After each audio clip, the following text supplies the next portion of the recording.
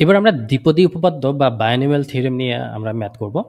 এখানে মূলত আমরা দুইটা পদ বা দ্বিপদী পদ যে আছে তার এক্সপানশন বা সেই রিলেটেড ম্যাথগুলো আমরা করব।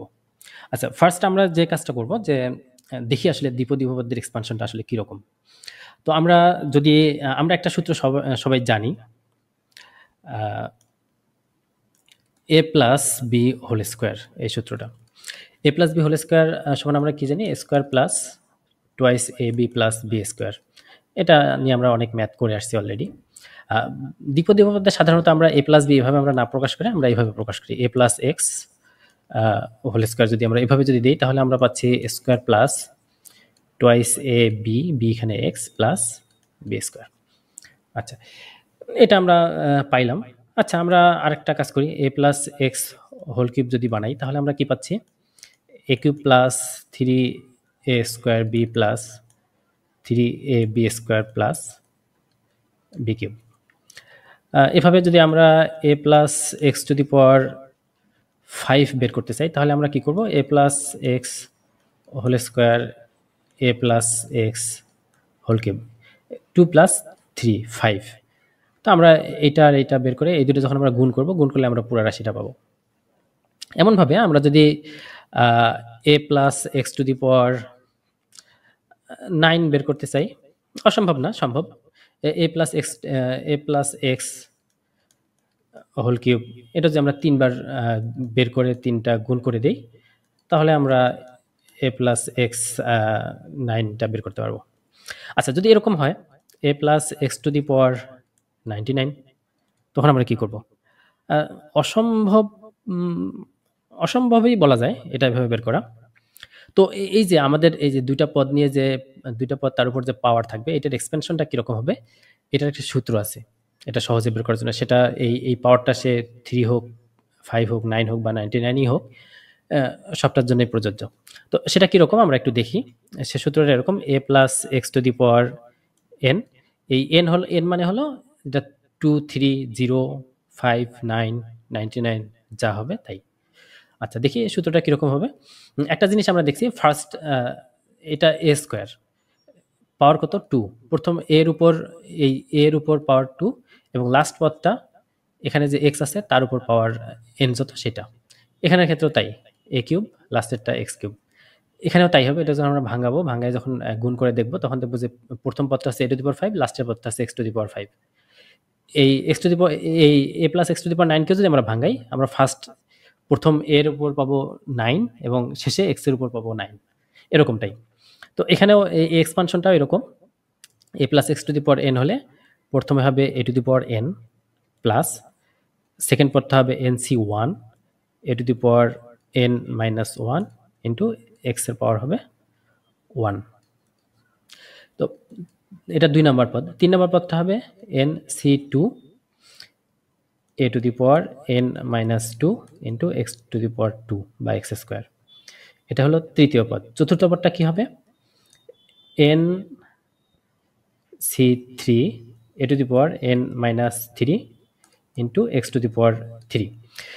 আমরা দেখতেছি প্রত্যেকটা পদেই কীরকম হচ্ছে, প্রথম পদটা এ টু দি পাওয়ার এন, দ্বিতীয় পদটা n C 1 a to the power n minus 1 x to the power 1, পরের পদটা n C 2 a to the power n minus 2 x এর পাওয়ার 2। মানে এটা দ্বিতীয় পদ, এটা 1 এটা 1 এটা 1, এটা তৃতীয় পদ, এটা 2 এটা 2 এটা 2, এরকম। এভাবে এভাবে ইনফিনিটি পর্যন্ত যাইতে থাকবে এবং একটা সময় লাস্টের যে পদটা সেটা হবে এক্স এর পাওয়ার এন। এই তো আমরা আমাদের এই এক্সপানশনটাও মনে রাখতে হবে বা মুখস্থ করতে হবে। সেটা হলো a plus x to the power n সমান a to the power n, n C 1 a to the power n minus 1 x to the power 1, এভাবে এক্স এর পাওয়ার এন। আচ্ছা, এই এক্সপেনশনটা আমাদের মুখস্থ করতে হবে। আচ্ছা, এরপরে আমাদের আরেকটা জিনিস দেখতে হবে, এই ম্যাথ, এই বায়োনোমিয়াল এক্সপানশনের যে ম্যাথগুলো, এই ম্যাথগুলো করতে গেলে আমাদের আরেকটা সূত্র আমাদের জানতে হবে। সেটা হলো আর প্লাস 1তম পদ বা আরতম পদ বের করার সূত্র, বা আমরা ধারার অঙ্কে যে এনতম পদ বের করি, এমন আমরা এনতম পদটা আসলে কি বা আরতম পদটা কি এটা আমরা দেখব। আচ্ছা, এর জন্য আমরা নতুন একটা পেজে যাই। আচ্ছা, এখানে আমরা একটু দেখি, আমরা আরতম পদ আরতম পদ যে জিনিসটা সেটা আমরা দেখব। আচ্ছা, আমরা তার আগে এক্সপানশনটা আরেকবার লিখে নেই। a plus x to the power n সমান a two the power n plus n c1 a two the power n minus 1 into x to the power 1 plus n c2 a two the power n minus 2 x to the power 2 plus n c3 a to the power n minus 3 x to the power 3 plus এভাবে infinity পর্যন্ত, infinity না, লাস্টের পদটা হবে x to the power n। আচ্ছা, এখন আমাদের প্রথম পদ এটা a to the power n। আচ্ছা, দ্বিতীয় পদটা আমাদের কি? দ্বিতীয় পদ হলো এখানে 1, এখানে 1, এখানে 1। তৃতীয় পদটা এইটা, চতুর্থ পদটা আমাদের এইটা nc3 a to the power n minus 3 x to the power 3। আচ্ছা, তাহলে 50তম পদটা কত হবে? 50তম পদটা কি হবে? তাহলে আমরা এটা বুঝতে পারতেছি nc49 a to the power n minus 49 x to the power 49। এটা হলো 50তম পদ। আচ্ছা, যদি 75তম পদ, এটা তাহলে কত হবে? nc74 a to the power n minus 74 x to the power 74 এরকম। আচ্ছা, এভাবে তাহলে আটতম পদটা কি হবে? আটতম পদটা হবে nc, আচ্ছা এখানে যা আছে তার চেয়ে এটা তো এক কম হবে, তাহলে আমাদের আটতম পদটা হবে আর এর চেয়ে এক কম a to the power n minus r এর চেয়ে এক কম x to the power r minus 1। এটা, আচ্ছা এটা দেখতে একটু কেমন লাগতেছে। আচ্ছা, আমরা একটা কাজ করি, আর প্লাস 1তম পদটা বের করি। তো আর প্লাস 1তম পদটা কি হবে? এন সি আর এক কম হবে, এখানে আর প্লাস 1, এখানে এক কম হবে, আর a to the power n minus r into x to the power r. আচ্ছা, এখানে আমরা একটা জিনিস দেখি, আমরা সাধারণত এই যে আরতম পদ বা এনতম পদ নামে আমরা দেখি। তো আমরা সেখানে আমরা দেখতেছি যদি আরতম পদ নিয়ে আমরা ম্যাথ করতে যাই, এখানে একটা নেগেটিভ মান, এখানে একটা নেগেটিভ মান, এখানে একটা নেগেটিভ মান, তো আমাদের ম্যাথের সলিউশন বের করাটা একটু টাফ হয়ে যাবে। তো সেক্ষেত্রে আমরা এই বাইনোমিয়াল থিওরেমের ক্ষেত্রে আমরা একটা কাজ করব, সেটা হলো এই আর প্লাস 1তম পদ নিয়ে আমরা কাজ করব।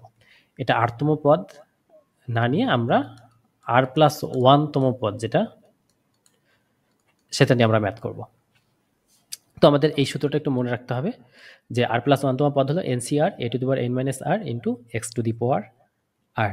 আর এটা হলো আমাদের বাইনোমিয়াল যে থিওরেম তার এক্সপানশন। এটার এখানে এন যদি পজিটিভ হয় তার জন্য এই এক্সপানশনটা, এন যদি নেগেটিভ বা ভগ্নাংশ হয় তার জন্য আরেকটা এক্সপানশন আছে, সেটা আমরা পরবর্তীতেও যখন আমরা ম্যাথ করতে যাব তখন আমরা ওই এক্সপানশনটা দেখব। আপাতত আমাদের এই দুটা মুখস্থ করতে হবে, এই এক্সপানশনটা আর আর প্লাস 1তম পদ। এই লেকচারটা এই পর্যন্তই।